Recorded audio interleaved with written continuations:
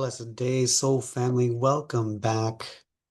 Friday, March 27th. Apologies for skipping the last two Fridays. Been having a couple of um, days that I needed to recover my health, unfortunately. So today we're diving into Fearless Friday, and it's exciting. Well, not really exciting to look at fear, but it's exciting when we can get to a place of fearlessness. Unfortunately, prior to that, it can be challenging and it can be difficult. Is there a way that we can regulate fear? Is there a way that we can live with fear?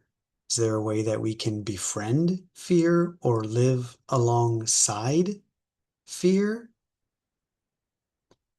You let me know, what do you think? And maybe after this video, we'll have more to discuss. Today, we're talking about battle cries and morning prayers on this Fearless Friday in the Martial Mystic calendar series for 2026.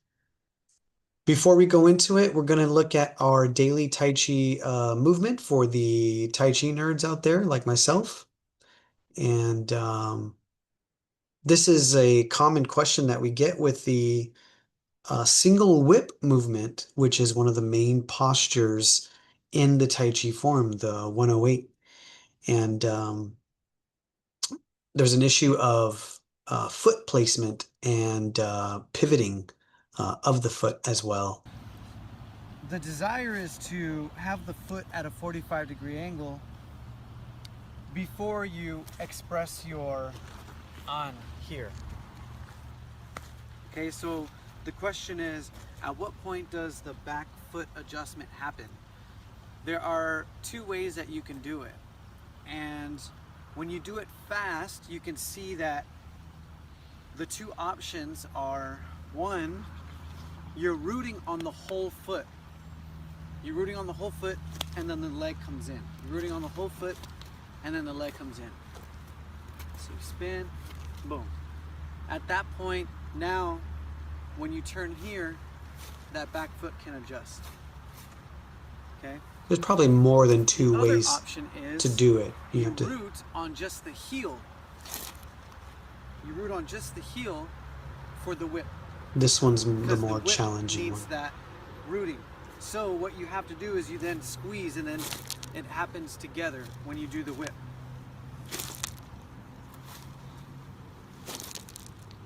And it feels like a scoot. But what happens is the left leg is coming in for the fall stance and the right leg is, foot is adjusting for that 45-degree angle.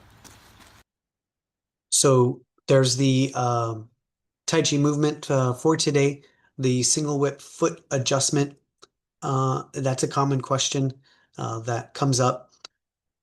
We've been also looking at the infinity drill, which is something that I've been meditating on and I'd like to come back to, but that was yesterday's um, movement. Moving on for Fearless Friday. Actually, stay tuned because I have a book in the works for all of these drills, and I'm organizing, compiling, and going to be publishing these drills, and hopefully have them connected to these movements as well. Big project, but glad that I have a pathway for all of these to come out. Basically, what they are just practice drills or postures broken down into practice drills. And so anyone, if they have a particular troublesome posture or there's a particular piece in the posture that's troublesome, there's most likely going to be a drill for it.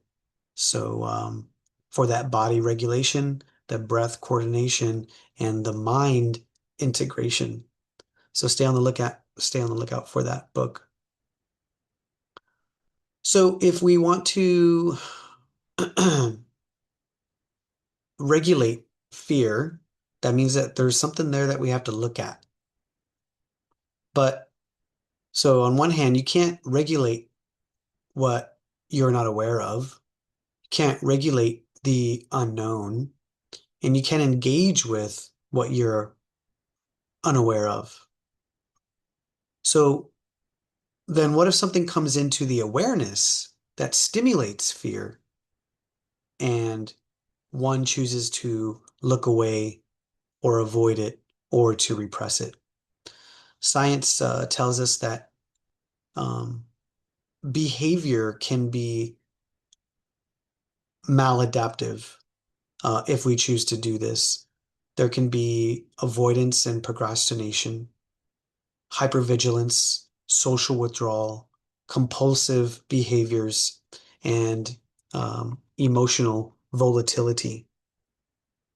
So these are the uh, behavioral outcomes likely if something comes into the awareness and one cannot integrate it in a healthy way. So we'll talk about healthy integration as well. With avoidance and procrastination, avoiding specific things like people or places or tasks or work projects to sidestep uncomfortable emotions or perceived failure or maybe the fear of failure. That's avoidance and procrastination. Hypervigilance is being constantly on edge or scanning for threats, even in safe environments. Social withdrawal is pulling away from relationships or isolating to minimize exposure to potential triggers. Compulsive behaviors engaging in repetitive routines, excessive cleaning or perfectionism to gain a sense of control. And lastly, the emotional volatility is sudden irritability, mood swings, or overreacting to minor stressors due to a full, quote unquote, full emotional reservoir. I like this idea, this emotional reservoir. If it's full, then a sudden irritability or mood swing can happen or an overreaction to a minor stressor due to a full emotional reservoir. So if we want to integrate something that we are afraid of, then what is the healthy way of doing it? How can we do that? Me as a martial artist am studying dispute resolution systems, combat, war, conflict. We have all sorts of things. I can remember when I was a kid and I did a lot of competition, I would get nervous before each competition. Um, Sometimes I would have gastrointestinal issues from that. I had friends that would vomit and we'd have these things, but we didn't necessarily feel like we had a choice to uh withdraw or to cancel the competition. We made sure, well, we just went through it. It was just a normal process that everyone went through. And so the discomfort and the fear was also a process, a part of that process.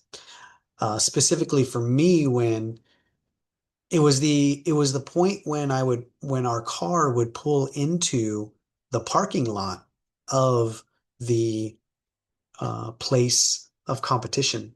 That's when I would get nervous. I can remember having butterflies in the stomach and this uh, deep anxiety and fear settle in that, and I got used to it and I did many competitions, so I sort of learned to anticipate it as well.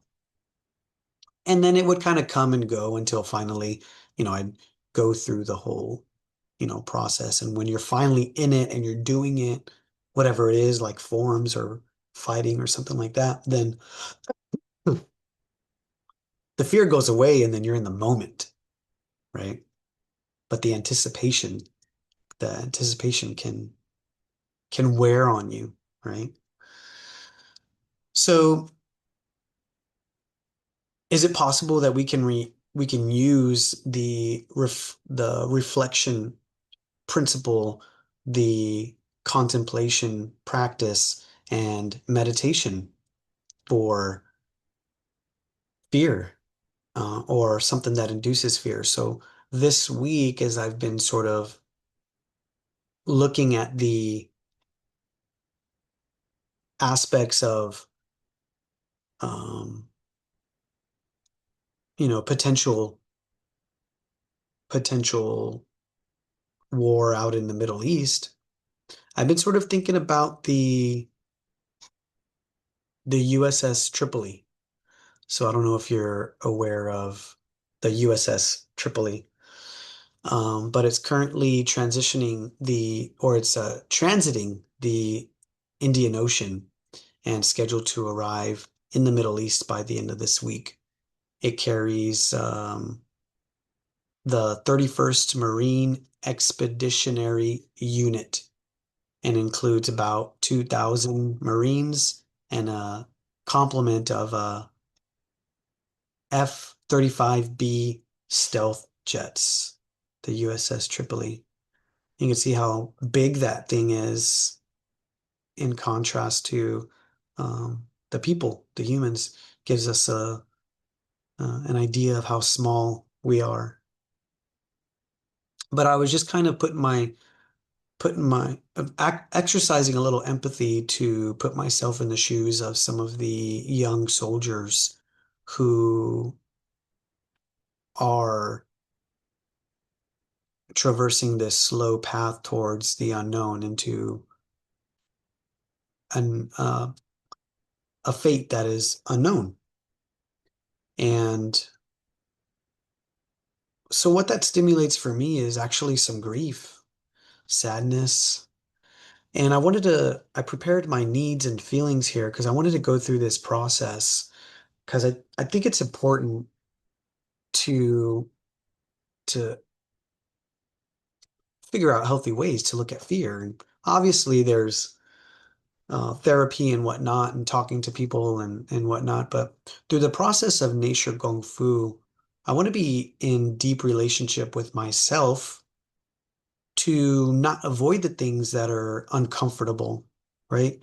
And to expand my comfort zone when it's challenged and be cognizant of and aware of all that is happening and going on at the same time. So in real time with you, I'm doing a feelings check and I'm starting here in the middle under, let's say, bad and sad. Bored, busy, stressed is not, lonely, vulnerable, despair. So maybe a feeling of despair, depressed comes up for me. A little bitterness under the angry tab, frustrated, distant, and critical. Maybe a little disapproving, maybe a little repelled from that disgusted gray color. And let's see if I go to the outer realm of the feelings image here, then I'd be looking at disappointed. Yeah, grief comes up for me. Fragile.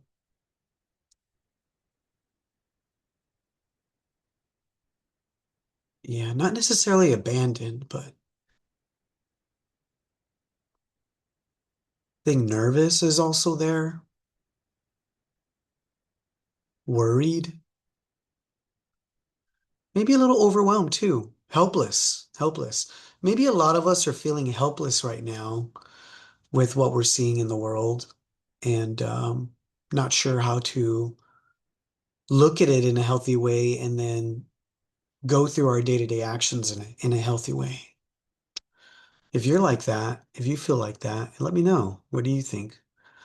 So what might be the needs here that I have looking at this? I usually use these images. Well-being, peace of mind, ease, trust. These are probably things, needs that come up that aren't being met. Let's see, interdependence, community, mutuality. And I'm trying to go through this process of empathy as a need to to really sit in my feeling of connection and love because I do have to accept what is in the world. I do have to accept the reality of the world. We do have to accept our fears to a certain extent.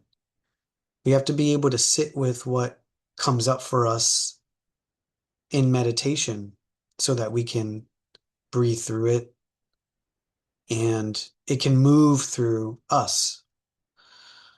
So I just wanted to share that practice. We call that the NVC feelings and needs practice when we have an observation, a clear observation. And from there, if we're doing like a mediation or a conflict resolution, then we can start to formulate some sort of request with the other side, if you will. But in this case, as we're doing a fear meditation, if you will, the conflict is internal, right? We're not necessarily seeing the peace or the harmony or the love, connection, and understanding that we desire to see in the world. So how can we accept it and live with it?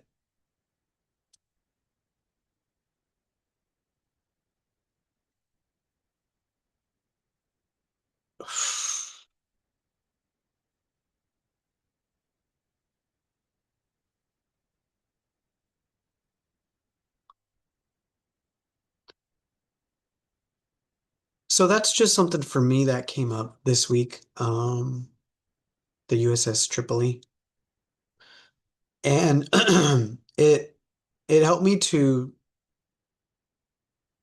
restabilize a sense of or a question of purpose, place, and the questions that often come up. Why are we here? What are we meant to do? What's the function of not just the body, but the mind and the heart and the body? How do we promote common values across cultures, um, and large nations? How do we build conditions for trust, safety, and invite all to roam fit, ameliorate conflict, prejudice, and suffering? How can we all take part in the collection, in the calming of the collective nervous system and transcend division and polarization? So these are the questions that I've um, placed here on yinyangtaichi.org, where we outline the yin yang tai chi process.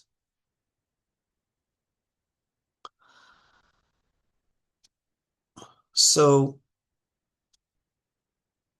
we what has been coming also out and forward and through me in the past couple of weeks, if you've been following, is the concept of relationship and the the deeper feeling of relationship and how to speak to relationship, how to be in relationship, whether we are in fear or in fight, flight, freeze, faint, or we're in gratitude, or whether we're in um,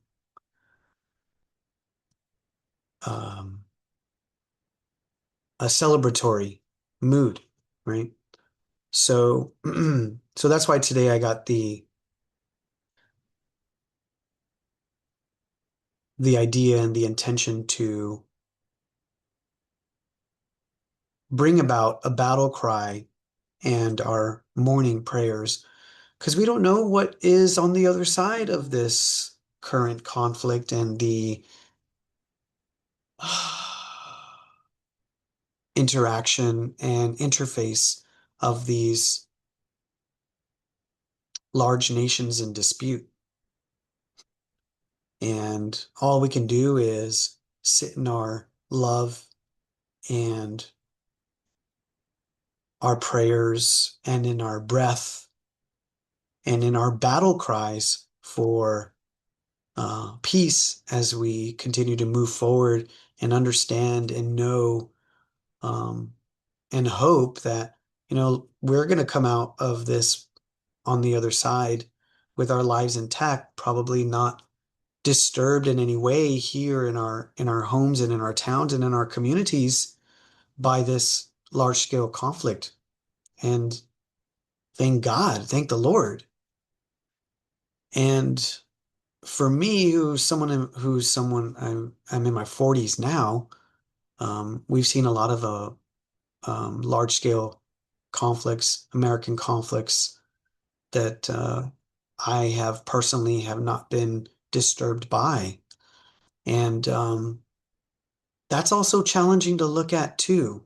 I haven't been impacted in a rough, raw, realistic way in a lot of ways that our troops have who put a lot on the line for us. And so let's just use this opportunity to say, give a heartfelt, warm gratitude to those who put their lives on the line for our country and for this nation. And and then I also want to remind us and ask you to look at yesterday's Resolution Thursday video. Because what I talked about was the propagation of the English language throughout the world. And it's kind of this kind of idea that I've been meditating on as well. And one of the things that my teacher talks about in terms of war, conflict, battle, martial arts, and martial morality is, he'd always say that his white crane teacher would tell him, "You're not studying martial arts to learn to fight. You're studying martial arts to learn how to live in the world." So we got the martial moralities, the morality of mind and the morality of deed through humility, respect, righteousness, trust, loyalty, will, endurance, perseverance, patience, and courage. And he would say, he talked about colonization also. And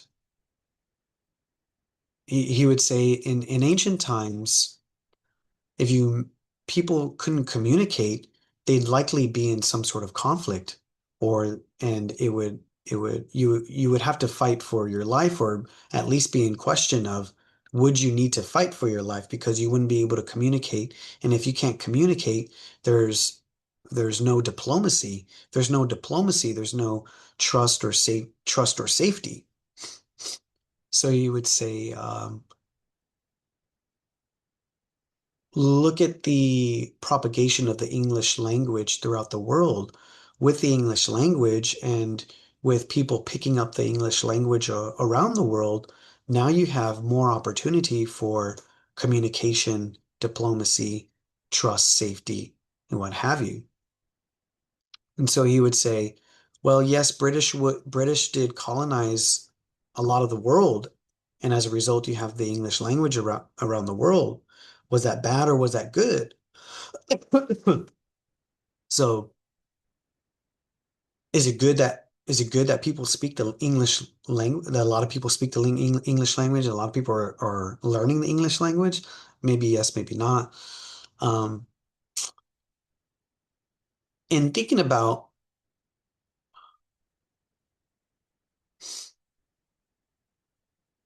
how to propagate peace on the planet, be an agent of peace, harmony, resolution in the world, I see that if we studied the English language and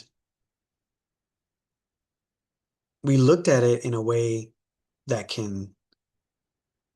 we could see the pros and cons, we could see the shortcomings, and we could see the potential for diplomacy. And I would say that unfortunately the English language is that of a language of domination and control. If we look at the teachings of Marshall Rosenberg, he would say that as well. And maybe I'll go into that more in the future. At the same time, according to Marshall and Rosenberg, if we can learn to communicate with a literacy of feelings and needs, we're more likely going to be contributing to the peace on the planet, not the war on the planet.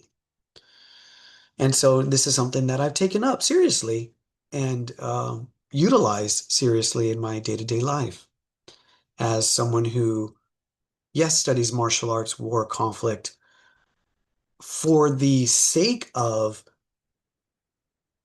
stepping forward, moving forward, living, engaging in a way that propagates and brings about peace on the planet. So wanted to share that with you, a little bit of my battle cry, if you will, and my prayer moving forward. So that is the meditation for today on this Fearless Friday. How can we break the cycle of warring nations, warring cultures, warring minds? And it's also up to us individually to break the cycles within our own spheres of influence to propagate peace and de-escalate conflict and embrace the woo. So if that speaks to you, let me know. Let me know your thoughts. And thanks for thanks for hearing me out. And until next time, may your chi flow smoothly. Remember to embrace the woo.